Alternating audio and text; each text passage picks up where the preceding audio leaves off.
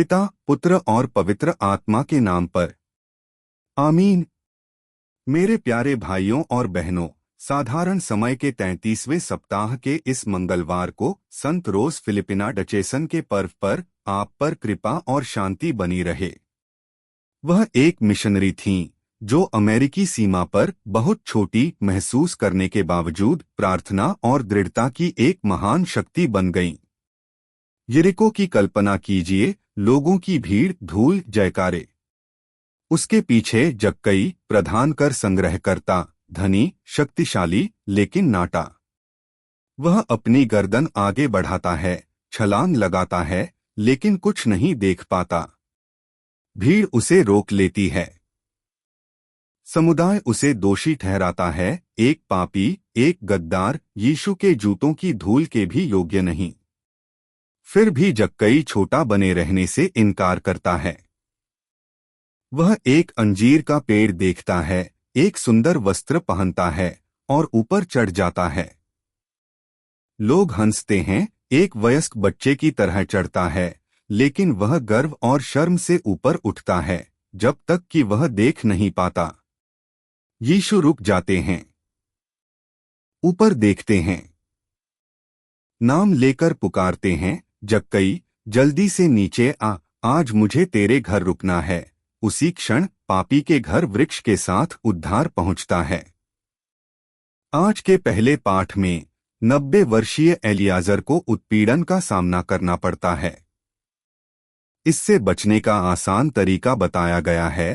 निषिद्ध चीजों को खाने का नाटक करो, फिर भी कमजोर शरीर आत्मा में ऊंचा खड़ा है। वे कहते हैं, तुम युवाओं के लिए एक अच्छा उदाहरण छोड़ जाओगे। शरीर छोटा है, विश्वास अपार है। भजन इसी साहस को दर्शाता है।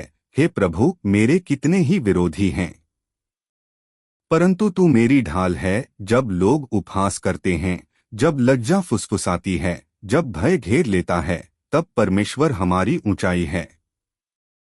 जक्कई के वृक्ष से 3 सत्य उभरते हैं। एक इच्छा गरिमा से बड़ी है। जक्कई मूर्ख समझे जाने से नहीं डरता था। कर्म करो, विश्वास करो, और यीशु ने उत्तर दिया।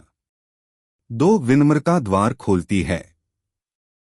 वह भीड़ को बिना धकेले ऊपर उठ गया। ईश्वर अभिमानियों का विरोध करता है, वह विनम्र लोगों पर अनुग्रह बरसाता है। 3 अनुग्रह परिवर्तन लाता है, केवल ज्ञान नहीं। यीशु ने भोजन बांटा, वह जक्कई बन गया, पूरी तरह से, तुरंत। संत भी यही बात दर्शाते हैं। समुद्र में बीमार और कमजोर 50 वर्षीय रोज फिलिपिना ने मसीह के लिए समुद्र पार किया। मिशन फीके पड़ गए, स्वास्थ्य बिगड़ गया, फिर भी उसकी रात्रिकालीन प्रार्थनाओं ने उसे सदैव प्रार्थना करने वाली महिला का नाम दिलाया। छोटापन एक सीढ़ी बन गया। जॉन ऑफ द क्रॉस, जिन्हें टेरेसा मेरा आधा भिक्षु कहती थीं, ने अपनी जेल की कोठरी से उठकर कविताएं लिखीं।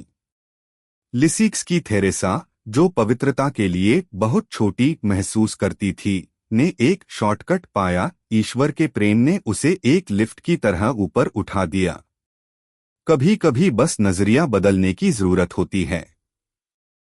एंथनी डी मेलो की कहानी। बुद्धिमान व्यक्ति ने उस व्यक्ति से कहा जिसने शिकायत की थी कि उसका घर एक बकरी, एक गाय और मुर्गियां रखने के लिए बहुत छोटा है, और यह एक गड़बड़ था। जब उन्हें हटा दिया गया तो वही घर बड़ा हो गया।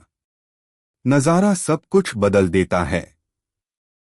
स्टारासगोरा गांव में बारिश में बस खराब हो जाती है। बिना किसी शिकायत के यात्रियों ने चाय पी, कहानियां सुनाई और हंसे।